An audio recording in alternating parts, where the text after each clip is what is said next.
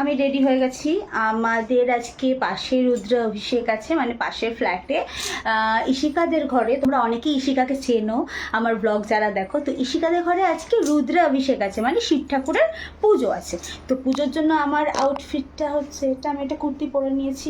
হ্যাঁ, কেমন লাগছে আমাকে একটু জানিও। আচ্ছা, আমাকে কেমন লাগছে তোমরা কিন্তু জানাতে ভুলো না। আমি বুঝতে পারছি না কেন আমাকে এরকম লাগছে। হ্যাঁ, কারণ কি ভালোই তো লাগছিল। দেখো তো এই ক্যামেরায় দেখা যাচ্ছে কিনা। দেখা যাচ্ছে আমাকে? আমার মেয়ে বলে যাচ্ছে না না না। যাই হোক, ফ্রন্ট ক্যামেরাটা আমার মনে হচ্ছে কিছু প্রবলেম হচ্ছে, দেখা যাচ্ছে না। ব্যাক ক্যামেরা যদি দেখা দিয়ে থাকে তাহলে বলো আমার লুকসটা কেমন লাগছে, ঠিক আছে? বলতে ভুলো না। আর এরপর আমি দেখাচ্ছি মাম্মার সাথে কি সাজিয়েছি আমি।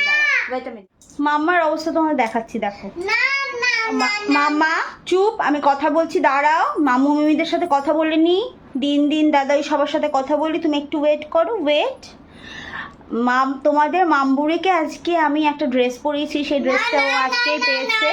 সেটা ওর ইশিকা মিমি, ওকে মানে যাদের বাড়িতে পুজো আর কি, সে ওর প্রিয় মিমি ওকে গিফট করেছে।